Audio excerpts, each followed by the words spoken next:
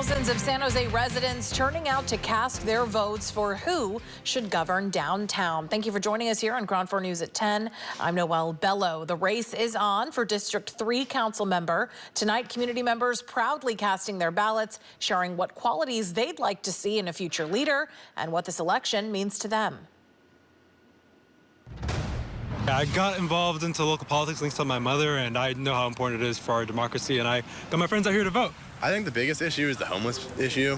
The hard thing is I really don't know what the solution is. Because it's a local election, I think that it's more important that I put my opinion out there to try to help out with what is around me currently. Well, a lot of people might not realize that D3, specifically downtown, that's like the cultural heartland for San Jose. The loss of our city councilman for District 3 has been devastating. We have so many issues right now in downtown San Jose, actually all of San Jose, but in particular downtown. And it's so desperately important that we choose someone with the skills and the background and the wherewithal to lead us at this very important point forward.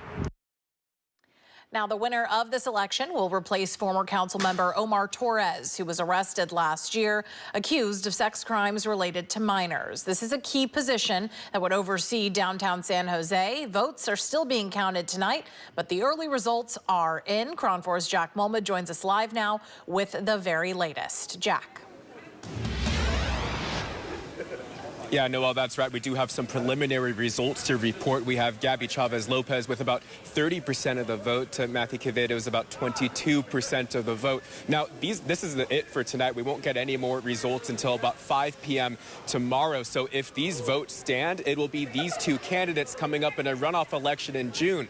I did have a chance to catch up with both candidates to talk about what this race means to them. Perfect. And then this one is for you. As the ballots are cast and counted, slowly, just about 6,000 of them in San Jose Tuesday, the voters of District 3 are anxiously awaiting the final results of who will govern the downtown district. Matthew Quevedo, a longtime campaign manager, carried the endorsement of Mayor Matt Mahan, who handles now about 20% of the vote. I mean, we worked hard. We talked to voters in the neighborhoods. We did house parties, and we had a message that connected with voters. A second-place finish as of Tuesday night compared to Gabby Chavez Lopez, a nonprofit leader carrying around 30% of the vote. We didn't leave anything on the table. We have been working hard since November of last year, since I decided to announce that I was running. If the votes stand, they will be the two to take on the special election in June. The election first launched back in November, when then City Council member Omar Torres was arrested for alleged sex crimes against minors. He resigned that same week. On the same day, voters cast their ballots to elect a new San Jose City Council member on Tuesday. The ousted council member was convicted of sexually molesting a minor in 1999. He pleaded no contest Tuesday and is now awaiting a sentencing date. And it just shows you the community's involved, you know.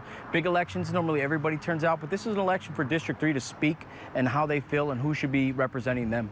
And while voting polls around District 3 showed just a 14% turnout, we're gearing up for what appears to be another contentious special election. I think I'm the candidate with the most experience in this race, who knows how to move faster at City Hall, who knows how to build coalitions with our elected leaders, with our neighborhood leaders, to solve the problems that they're seeing in our community. So I've stopped at nothing to make sure that our community and our district has gotten everything that it needs and deserves, and that makes me a truly outstanding candidate and going to be a truly outstanding council member for this district. And keep in mind, these results are still not final. These are only preliminary results, but this is also a small election for a city council seat with a relatively small turnout, just about 6,000 votes, which is why we're able to kind of see the pathway to how things are going so far. The next batch of votes is set to drop around 5 p.m. on Wednesday. Reporting live in San Jose, Jack Molmud, Ground 4 News.